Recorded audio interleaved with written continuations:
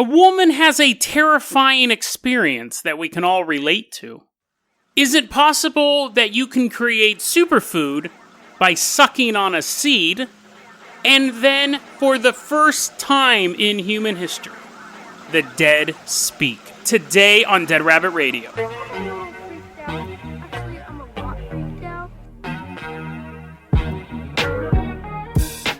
Hey everyone, welcome back to another episode of Dead Rabbit Radio. I'm your host, Jason Carpenter. I'm having a great day. I hope you guys are having a great day too. Let's go ahead and say thank you to our newest Patreon supporter, Michael Hunt. Michael, thank you so much. We really appreciate you supporting the Patreon. It means a lot. You're going to be piloting us around this episode. If you can't support the Patreon, that's fine too. I totally understand. Just help get the word out about the show. That really helps a lot. We have now reached back our numbers where we were pre-lockdown. When the quarantine happened, we took a dive in listenership. So I'm very happy with the people who stuck around, and now we're back to where we were. I think people are just trying to get mentally there. And people who commuted to work, who listen to the show, or were at school listening to the show. But it seems like we've gotten everyone back. That's awesome, and some. So thank you so much for you guys who are sticking with the show. Again, you don't have to listen to it every day. You don't even have to listen to every episode, honestly. If you just listen to an episode every once in a while, that's totally awesome. I would listen to every episode. I think this show is pretty awesome. But if people tell me, I didn't listen to last episode. I don't care. Listen to the next one, or the one after that. It don't matter to me. Anyways, Michael, we're going to give you the keys to the Carpenter Copter. We are headed off to This is a disgusting name of a place. Cagdwith. What does that even mean? Cagdwith. It's in the Shire of Cornwall in England. So we're flying our Carpenter Copter over this little town. Everything's just muddy and gross, and all the people are dismal and depressed. And they're like, oh, I wish I lived in a cooler town. Wish I lived in any town. I wish I lived in Stinkville. I heard that place smells so much better than Cadgwith. Anyways, there's a little cottage here. This is from the year 1988. We don't have a lot of details from this. It's from that Think About It docs.com website, which I absolutely love. I'm going to spend the weekend really poring over it. This is referenced in a magazine, and we've talked about this magazine before, and I've never been able to find out exactly what it is. The name's hilarious, though. The magazine is called Pancake Perspectives. Now, they've shown up twice, so I guess it's like a paranormal, but I don't know why you would talk about why you would have, I guess Dead Rabbit Radio is not, that doesn't make you think we're talking about ghosts and conspiracies, but I'm not a food, it's not, it's not like flambe podcast, you'd be like, well, you expect pancakes, if it's called Pancake Perspective, maybe it was a magazine about pancakes, every so often they just told a ghost story, I don't know, but anyways, let's land the Carpenter Copter, we're going to put on our little booties so we don't actually touch the disgusting ground of Cadgwith, we're going to take a look at the story. There's a young woman. She's spending the night at a local college. Out-of-towner. She's a toonie. She's just hanging out in Cagdwith. I would assume lost on her way to a cooler named city. But anyways, she's in this cottage late at night. She gets up. It's windy. Rainy. And just generally inhospitable, a.k.a. the weather in England all the time. She's like, why does this wake me up? It's always like this. She's walking around this cottage late at night. She looks down a long hallway. So you know this story's going to be good, right? She looks down a long hallway. Which, first off, I have a question. How long can a hallway be in a cottage, right? Whenever I think of a cottage, I think of like a Thomas Kincaid picture. It doesn't even look like there would be a hallway. It looks like it's just, you walk through the door, it's just one big room. And then there's like an 8-foot-tall wizard sitting by the fire, and that's a cottage. I don't imagine... Gandalf wasn't really 8 feet tall, right? That was just something I made up. The hobbits were small. The hobbits weren't normal sized, and he was the giant. He was a normal-sized human, I believe. Maybe it was his hat that made him look so big. But anyways, that has nothing to do with anything that we're talking about. I imagine cottages are just kind of one room. I've never been in a cottage. I've been in a mansion once. Okay, never mind. I'm not going to go on a segue of the different domiciles I've been in. Yeah, you like that word? So anyways, this cottage apparently has a hallway. They might all have hallways. That's the most mad. You're like, Jason, get to the part with the monster. You're stuck on the part of a hallway in a cottage. You do episodes about people who turn into monsters all the time. Anyways, there's a hallway in this cottage. And this young woman, she looks down the hallway. And she sees something. She doesn't register at first. She does a double look. There appears to be, it's really hard for her to kind of make out what it is, but there appears to be a man in a black robe at the end of the hallway. That's spooky. Spooky for multiple reasons, and the reason why I like this story, we can really break into it. But she looks down the hallway. Man in a cloak, a hood on. She's like, the Nazgul. He's hanging out at the back end of Frodo's cottage. Then her mind clicks in and realizes, whoa, that's not just a figment of my imagination. There is actually someone down there. And at that point, the phantom, the figure, raises its arms up. So it's almost like, you know what raising your arms up are. Even if you don't have arms, you know what it is. But it's like his arms are going up. So they're, you know how you can do them in front like a mummy? He's not doing that. He's doing side to side. I don't know how else to describe that. I'm holding my arms up now as if you can see me. Side to side. Which again, how big is this hallway? Again, I don't want to get too much into the hallway. Now, not only do we have a long hallway, it's apparently wide enough that I don't think I've ever been in a hallway that's big. You're like, Jason, you're not a giant. You're like, Jason, I know for a fact you've been in hallways that you can stretch out arm to arm. I don't think I have. I mean, I guess like hallways of like office buildings and stuff, but I wouldn't really consider those hallways, right? I'm not just like knocking over cubicles, but like a house hallway, I don't think I've ever been in a hallway that's big enough to fit two people going down the hallway at the same time. You're like, Jason, that's 100% not true. I'm basically arguing with myself. Michael's just like taking off in the carpenter copter. He's like, I'm out of here. This guy's nuts. You're like, wait for me. No, you get stuck here too. I don't think I've ever been in a hallway that wide before. But anyways, I might have. But the point is that there's a hallway in a cottage, and it's big enough that a grown man, can put his hands out like he's flying. Which is interesting, because that's what he starts to do when his arms go up and they're horizontal, side to side. You know, like one... Okay, you guys know what it is. I assume you guys are smart enough, you have enough of a visual dictionary in your head that you know what I'm doing. He's holding his arms out like a cross, okay? He's holding his arms out like a cross, and then he hovers a bit off the ground. And now, she's terrified from the beginning, but again, your brain's trying to make sense of this stuff. And then he flies super fast, like a jump scare. He's flying down the hallway at her. And she runs, and she jumps in bed, and she throws the blankets over her. And then she says she hears, like, rustling noises. They're like, giddy up, cows, and not cattle rustling, like, stuff. He has maracas. He comes down the hallways all. He has one of those Andes rain instrument. That's where the rainstorm was. He was just practicing his instrument. Anyways, this is a Friday episode, if you can't tell. Point is, she hears him rustling above her sheets. She's hiding underneath the blankets. It goes away. So, interesting story. And it's spooky, right? Like, all of us have looked down a hallway, cottage or not. All of us have looked down a hallway, and they're spooky. Hallways in and of themselves are spooky, right? And then I'm reading the story, and I thought, it's weird that she jumps under the covers. There's a natural inclination to jump under the covers, right?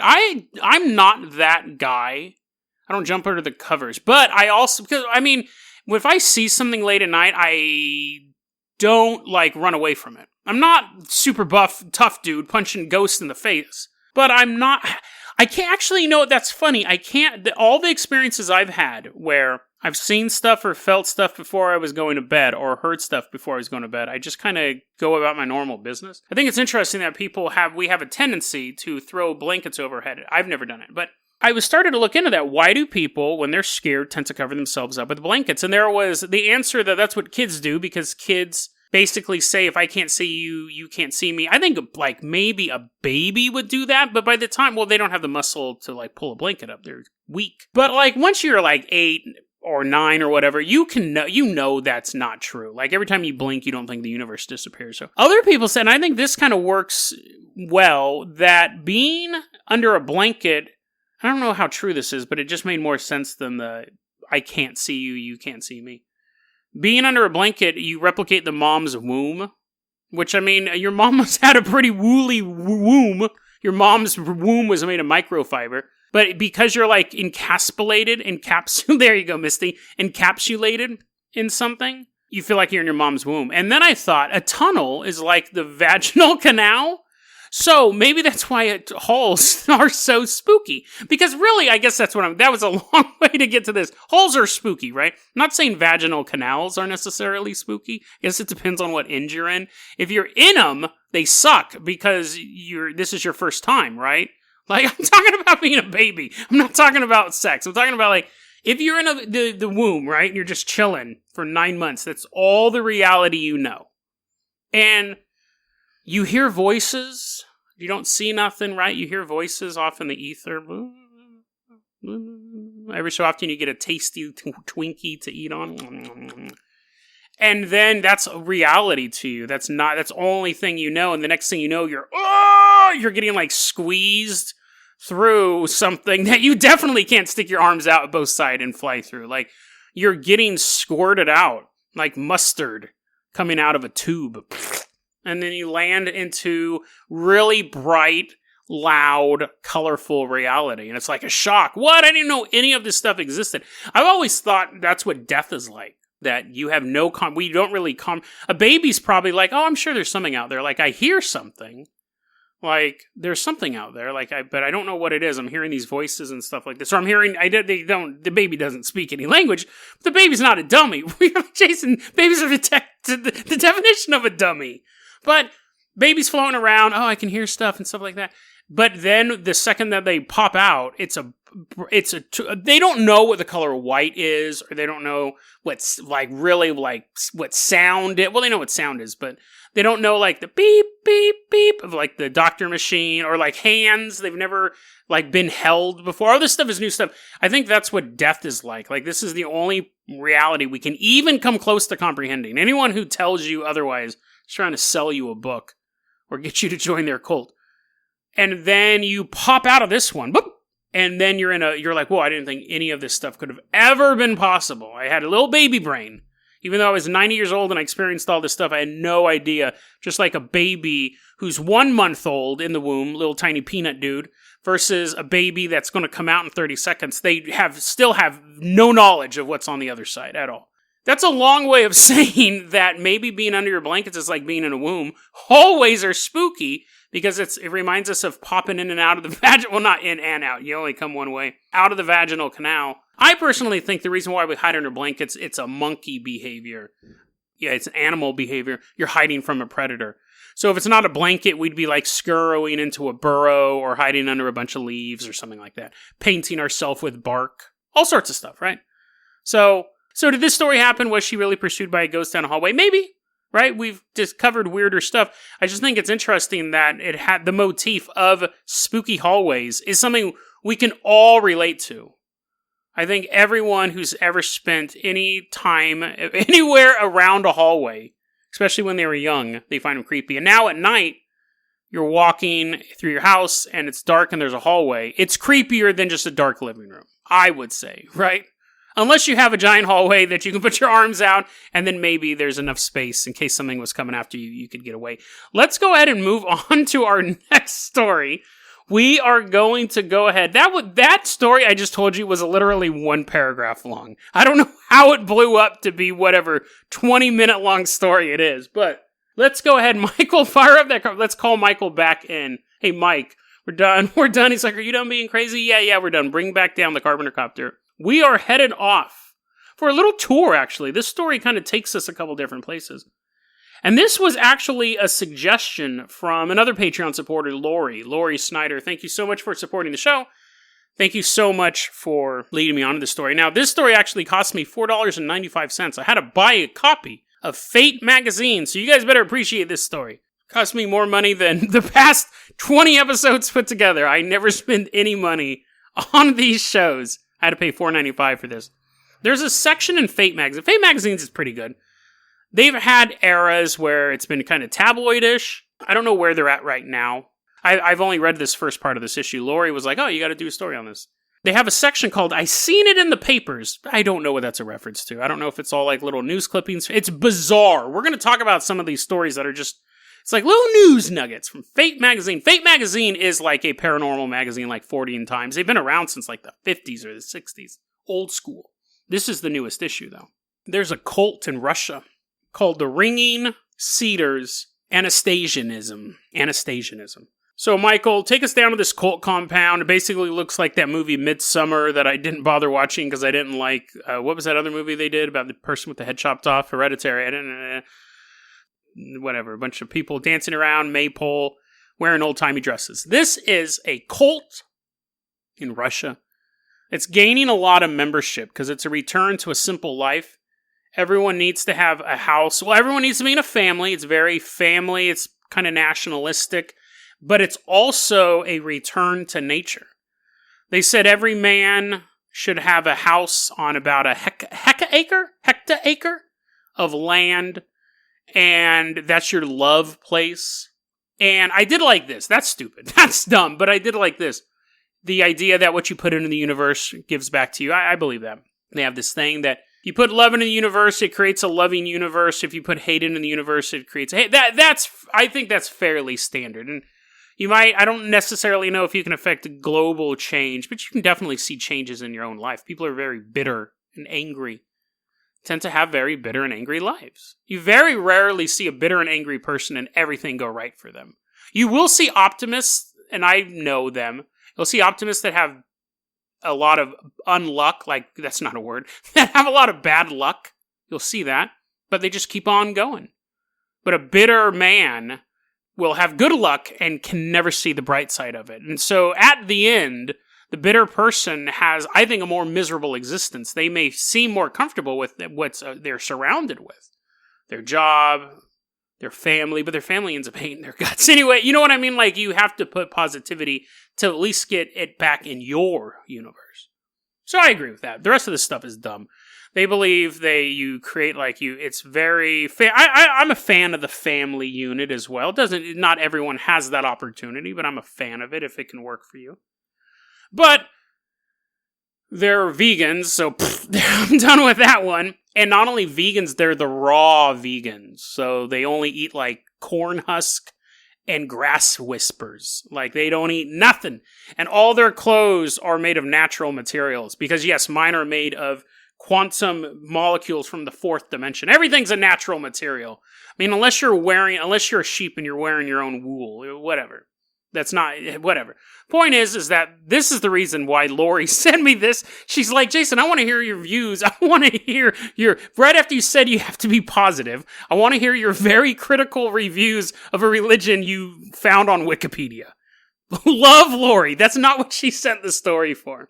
You're allowed to be negative every once in a while. Just don't let it override you. Or when you're doing it, it should be for entertainment purposes only. Well, Lori sent me this. She goes, so there is a belief, there's a conspiracy theory. It's hard to really decide how you'd want to call it. A cuckoo theory would be a good way. That you can create superfoods by sucking on seeds. This corn kernel. Don't eat it, Billy. You're supposed to plant it. Oh, yeah. Is that how you plant corn? Do you take, is a cob of corn, right? Are all the kernels the seeds? What's weird about that is basically, shouldn't the whole world be corn at this point? Because if a corn cob is nothing but seeds, and each, basically, let's say I had a baby. Me and a woman, we have a baby, right? That's how that works. That's what I've heard. I don't know. I don't have one. Maybe I've been lied to by the mainstream media. Corn grows, right? And then it has a ton of seeds. And then birds come and eat the seeds, and some of them just kind of fall out on the ground. And then the birds poop out the corn everywhere. So shouldn't there be corn? If there weren't humans, would be Planet of the Corn? Would there be a Statue of Liberty, but instead of holding a torch, it's a corn cob? And instead of just a statue, it's just a giant corn cob. Why don't we have plants that override? Why isn't the world nothing but sunflowers and corn? Because a zucchini, actually, that's interesting because stuff that grows in the ground, what happens then? Do gophers eat it and poop out the seeds? I know that citrus, I've talked about this a long time ago, citrus trees wouldn't exist if humans disappeared. They'd be gone in 20 years. Because we created lemons and limes. Birds are blech, that's gross. We're not pooping out those seeds. Bugs don't like them. The blood orange, there's an old orange that's actually a real citrus thing. But lemons and limes we created. The Mongols created. It's all genetic engineering. But anyways, Yeah, if corn is nothing but, like an apple has what, like 6 seeds? Well, I guess the apple tree has like 20 apples, but still, like, so that's still only 120 seeds, right? But corn is nothing but seeds. What else is nothing but seeds? Watermelons, too. But again, so I'd have to be a bear, and I eat a watermelon, and then I poop out. What's you're like, Jason, why is it always about it? That's how it's transferred, right? It's poop. Birds, because it's a little bit of fertilizer. So a bird eats the sunflower seed, and then flies, and then poops it out.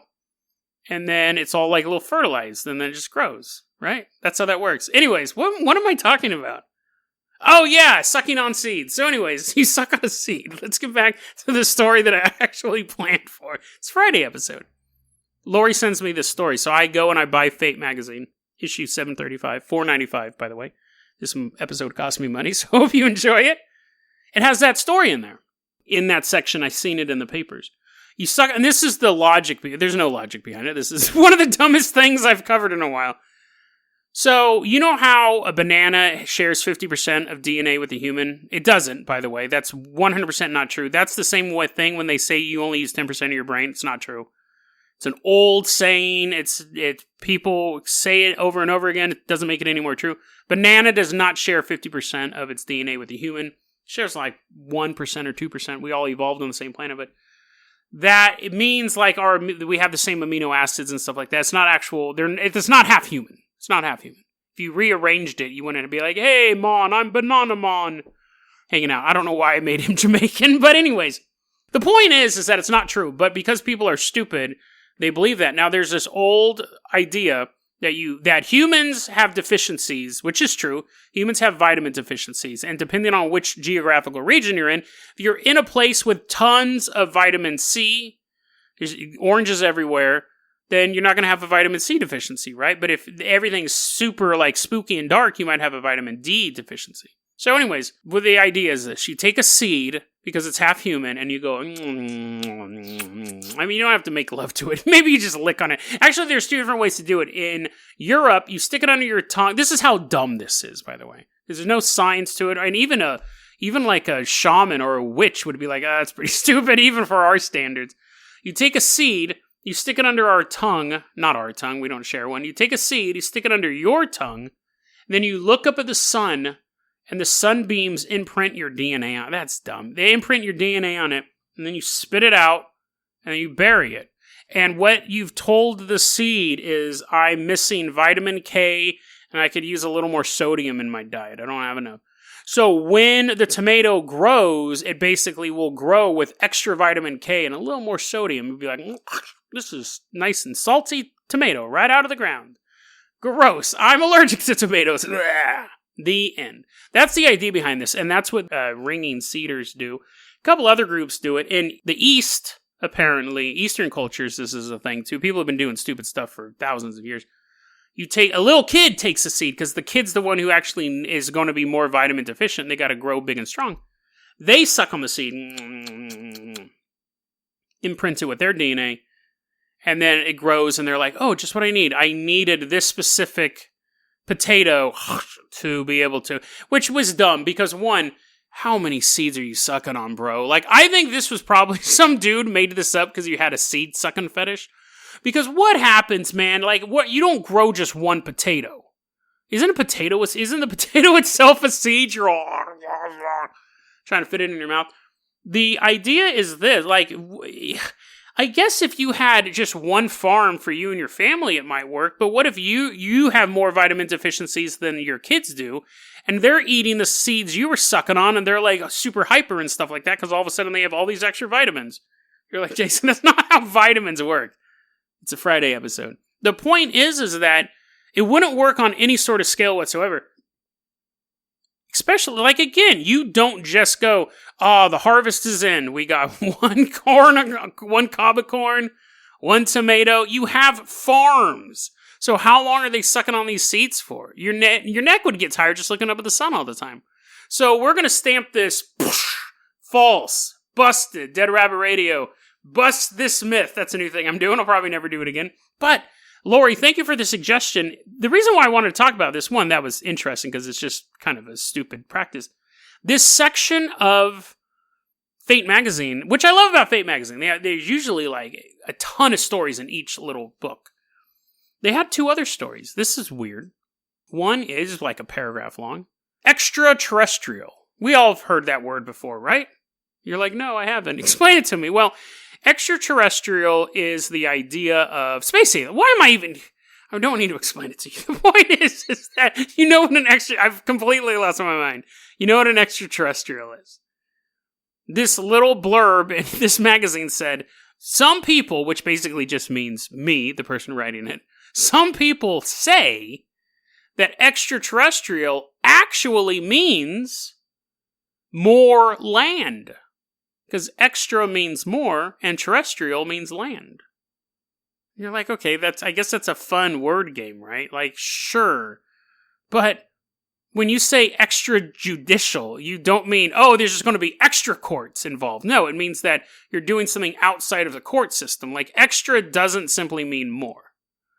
Extra gum doesn't mean you have extra gum. It just means that's a brand of the gum. This episode's sponsored by Extra Gum. The idea of whatever, so that's just weird. But then underneath, so it's a paragraph long, that's the first sentence. Extraterrestrial actually means more land, and it doesn't. It doesn't at all. Then it says, this is actual quote from this article, quote, there's not many people who do this, right? But whatever. Quote, many theorize that this is a subliminal message that there is more land out there that we are unaware of. Yes, so all of this time, whenever you hear people talk about extraterrestrials, it's subliminal. We know that, what does that more land where? Who are these many people who whenever they walk by an ET poster, they're like, yeah, I want to go there someday too. People are like, what? Pointing at the post. You want to go to the movie theater? This movie hasn't been in the theater since 1983. No. Pointing very slowly at the word extraterrestrial. I want to go there. Do you know how to get there?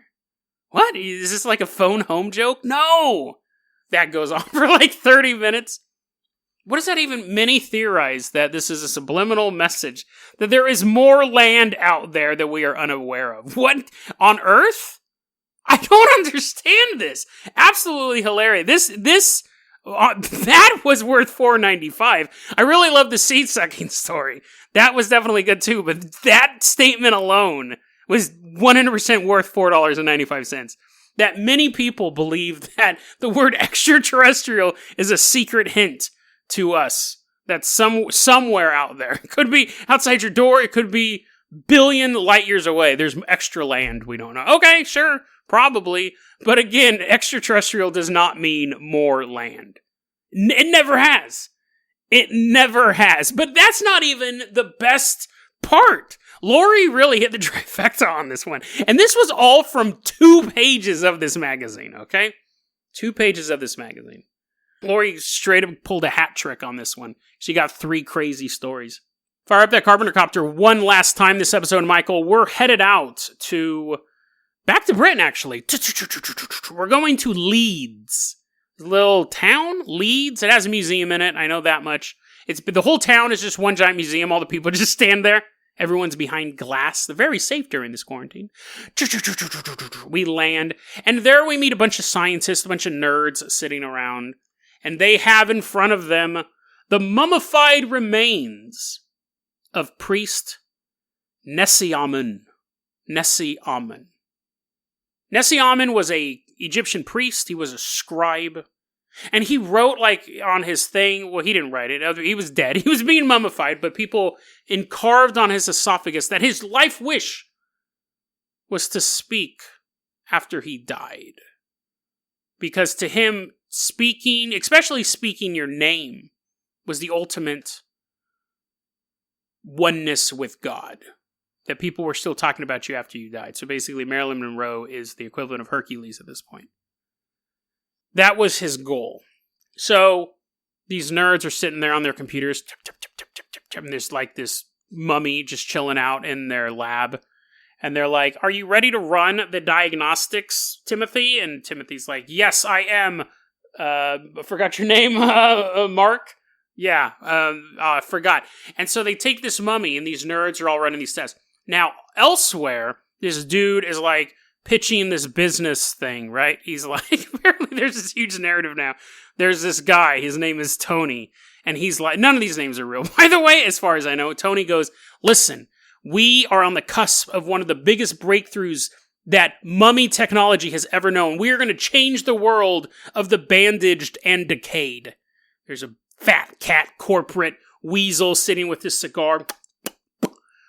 My grandfather didn't get into this business to spend a bunch of money doing mummy stuff. So, get to it. And the guy's like, okay, we want to see that mummy right there. We want to take that mummy. And we want to give him the ability to speak. And the fat cat investor, smoking a cigar, he's eating an apple, spitting out seeds, creating new apple trees in his office. He's pooping them out. I don't know where that even came from. I gotta end this episode. Okay, the fat cat goes, fine, I'll give you all sorts of money and all sorts of time. I want to see what you can do. Then none of that happened, okay? None of that happened. I just think it's funny that somebody wasted a ton of time and money and effort to do what I'm about to tell you, okay? All of that was my bizarre way of letting you know somebody thought this was a worthwhile endeavor. They spent grants and college funds and all sorts of stuff. Money from colleges. I mean, not their scholarships. A bunch of money went into this. This is the end. This is the actual story, okay? Forget Tom and Timothy and Mark and the stereotypical corporate guy whose dad invested in mummies or whatever nonsense I came up with. These guys took this mummy. This part's real. This mummy named Nesyamun. That's true. He wanted to speak after death and all that stuff. So they go, he's a perfect candidate for this technology. They put him in a CT machine. And they take a scan of his vocal cords, his throat, his mouth, all that stuff. It's all grody, obviously. He'd been dead for 3,000 years. But they were able to take all this information, and then they put it through a 3D scanner. They go home for the weekend. It takes a while. They come back. It's ready. Now they have a 3D replica of this dude's vocal cords, right? Which, come on, they're decayed, but whatever. They're somehow, like, maybe it's just the way his bones were or something like that. They took that. Then they reconstructed his tongue, because parts of it were missing and everything like that. So, eventually, long story short, they replicate his voice box. You're like, Jason, it's called a throat and a mouth. They replicate that, and they go, well, we've spent a ton of money and a ton of time and all this stuff, but we have finally done it. We have finally created the ability to hear what this guy sounded like, which in and of itself is pretty awesome. You're like, Jason, that's pretty dope, actually, that you can, like, do that, and we can find out what people had to say in the old times. And while they're doing this, actually, someone came forward and complained about it. Here is a quote. This is just adding to the ridiculous. Here's a quote. Kara Cooney. She's an Egyptologist at the University of California, Los Angeles. She says, when you're taking a human being and using so much inference, is that a word? Inference? Doesn't matter. When you're guessing when you're putting stuff in that you don't know. Like how to pronounce a word. Quote, when you're taking a human being and using so much inference about what they looked or sounded like, it can be done with an agenda that you might not even be aware of. She's for mummy rights. She doesn't think that, she thinks, I don't know, is it deceasist to imitate a dead person? I don't really, so basically she's going, well, what's your agenda? Do you have a hidden agenda when you're trying to give this mummy a voice? And the scientists are like, yeah, we want to hear what a mummy sounded like. We want to hear what this guy sounded like 3,000 years ago. What would be your agenda? That quote is the equivalent of many people believe. There was a journalist writing an article, and they're like, well, I do need a counteractual point. So they probably caught, allegedly, don't sue me, anybody. Allegedly, the journalist calls up a close friend, and go, hey, you want to be in an article? Yeah, sure. I need a negative quote. Oh, yeah, I can do that. Allegedly, that's what happened. It's possible that she actually does care very deeply about the rights of 3,000-year-old mummies being given a voice, even though that was their last wish. She may actually have problems with that. She may have like power to the powder posters, and it's just like a picture of Ash. She's fighting for the people who have rotted away. Anyways, you have controversy. Many people are up in arms about this. You have controversy. You have money. You have time spent. You have technical brain power. You have a CT machine that was used. There was some guy who really needed it. He's like, no, I'm dying now. And they're like, no, we're too busy scanning this mummy. Go home. He's like, no. Kick him down the stairs. The point is that you have all this time, money, effort, and everything for this. That is the result. So yes, let's hear it again. That's it. That's not a Minecraft villager. That's not any other number of cultural references or jokes I could make. That's the sound of a 3,000. That's all they got. So they built this huge thing, and then they just like had a way to like make it make a vowel sound. That's. If you're gonna, it's so funny because I'm reading the article. I read multiple articles on this, and then I had to find the sound clip. You imagine, here's the thing. Maybe it was my expectations, but I was expecting Hall of Presidents from Disneyland, right? Where it'd be like, oh no, Moses, not more frogs! Like, they actually would make it say something, right? No, here's the thing, dude. Allegedly, I could get a ton of grant money, take a scan, and then just go into a microphone where I can imitate that. There, I imitated that. Maybe that's a little like it because I'm not hearing it right now. How much time and money went into that? And again, I could just make... You're like, Jason, science isn't about whether or not you can make it by yourself. Like, that's not science. You're like, Jason... You can create a whirlpool. You can create like a little whirlpool in your bathtub by pulling the drain. We still need people to steady whirlpools in real life. We still need people to steady momentum. Things like that. Yeah, I guess, but still. That was disappointing. And I think it was equally disappointing for you, considering the amount of buildup that I gave it. Now that story makes sense. I wanted you guys to feel like I felt when I was reading all those articles. I'm like, oh, dude, is he going to be like, I've risen from the grave? Like, they could have made him say so many mummy-like things. Not, come on, that's ridiculous. Come on, science. You let me down. You let me down once again. But guys, have a great weekend. I hope you enjoyed this Friday episode. I promise there was no Benadryl or NyQuil involved in the making of this episode. I think it's just been a long week. deadrabbitradio@gmail.com is going to be your email address. You can also hit us up at facebook.com/deadrabbitradio. Twitter is @deadrabbitradio. Dead Rabbit Radio is the daily paranormal, conspiracy, and true crime podcast. You don't have to listen to it every day, but I'm glad you listened to it today. Be safe. Be kind. I love you guys, and I'll see you Monday.